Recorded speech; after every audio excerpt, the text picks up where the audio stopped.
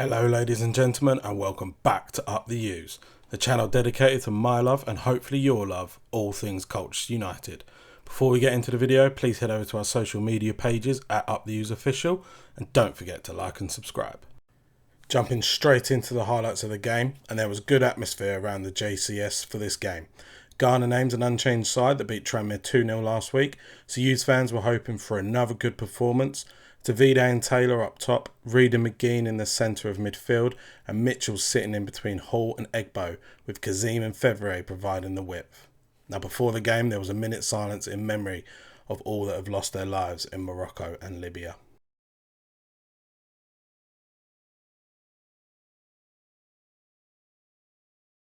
Mansfield started the game strong with some good passing and moving, and you could really see why Nigel Clough's men were undefeated in the league this season.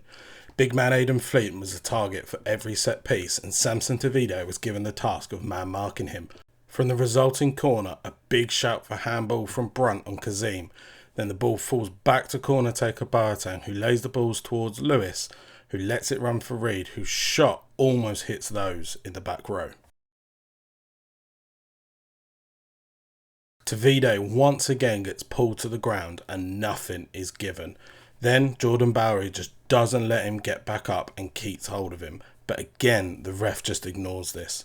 Mansfield keep hold of possession and keep hold of the ball, and it's played into the lesser of two Reids, whose pass picks out Boateng, whose shot lacks power and also accuracy, and an easy save for Owen Goodman in goal. Colchester with the ball now, and Arthur Reid finds Jaden Fevrier out wide, who then takes it forward and plays a little ball back to Noah Chilvers, who finds Samson Tavida on the edge of the box.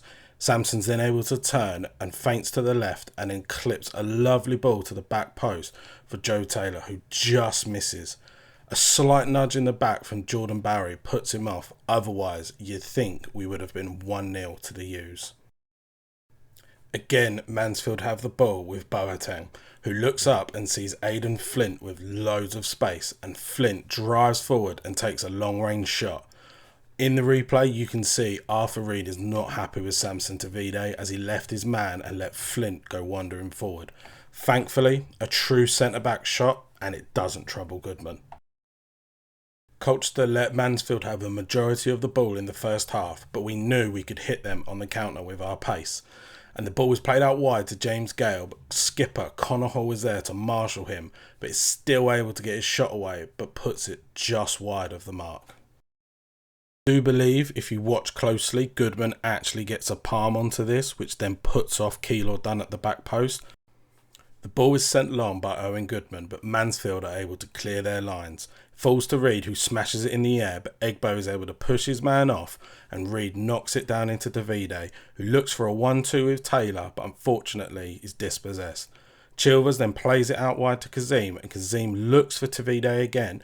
After a little deflection, the ball falls into Taylor's path, who gets a very good and powerful shot off with the outside of his foot. The first real test for shot stopper Christy Pym.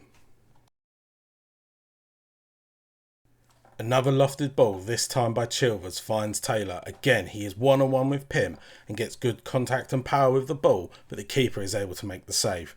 Tavide wanted the ball played back into his path, but I don't think it would have made it, with both Bowery and Brunt in the 6-yard box. Reid picks the ball up on the halfway line and drives into the Mansfield half and plays a beautiful ball in for Taylor, who sneaks around the back of his man like a church mouse and smashes the ball past Pym to make it 1-0 to the U's and take his tally to 6 for the season, and he gives his best impression of Jude Bellingham in front of the travelling fans.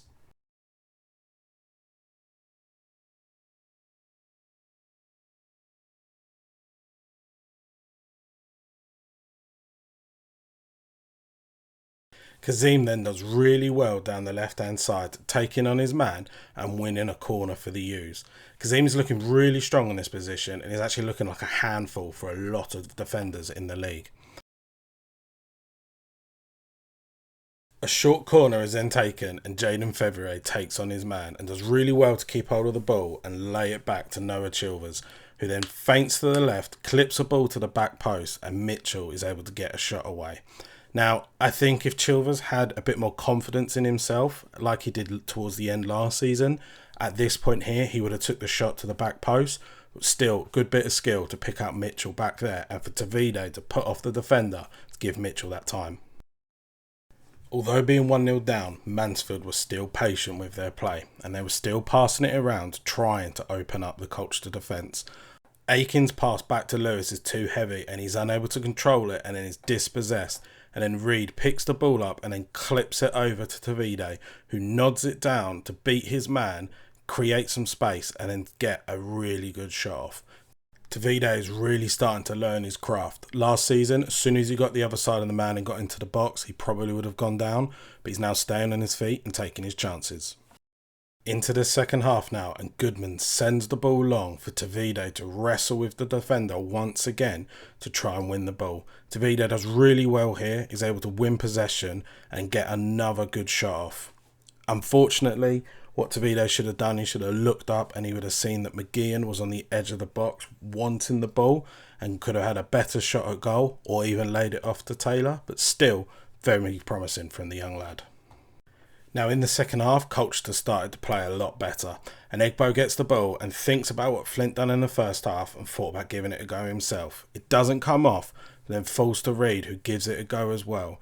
The deflection comes off Mingy and could have gone in, but unfortunately Pym was aware to make the save.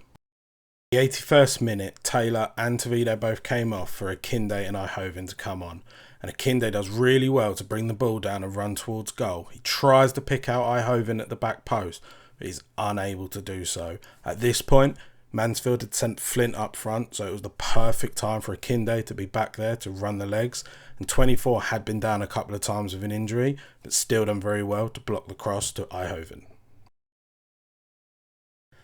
I thought this was Akinde's moment. Reid whips the ball in and Akinde rises well and gets good contact on the ball, only for Lewis to clear it off the line. I sit in S4 right behind the goal and that was going in the bottom corner. But then, right at the end, just like MK Dons a few weeks ago, Heartache. Mansfield finally get a ball right up to Aidan Flint, who nods it down. Mitchell has his one mistake of the game and it falls straight to the one man that Mansfield would want it to, in form Davis Keller-Dunn, whose shot smashes it into the top right corner. There is nothing that Owen Goodman can do about it, and Colchester draw 1-1 and Mansfield remain unbeaten in League 2 this season. Now if we take a look at the stats, we can see that Mansfield had the possession of the game, but on the rest of the pitch we were fairly even, with not much between the two sides at all. All in all, for me, it was a very good game, and if at the start you'd have said that we would have drawn 1-1, I'd have taken that. Man of the match on the day was given to Zach Mitchell, but for me, my man of the match goes to Arthur Reid. Since Mingy and McGeehan have come into the side, Reid has looked amazing. Every time he gets the ball, he looks really strong and has a wide array of passing in his locker. Now before we leave, let's take a look at the league table. And we're starting to move away from that dreaded dotted line. The next game against 7th place Crewe Alexandra is going to be another tough fixture. But if we play like we did in the last 2 games, I think we'll be okay. And a win and results going our way, we could see ourselves moving up a few places. But that's it for this week. I'll be back next week with my views on the away trip to Crewe. Please head over to our socials at UpTheUsOfficial and don't forget to like and subscribe. And as always, up the U's.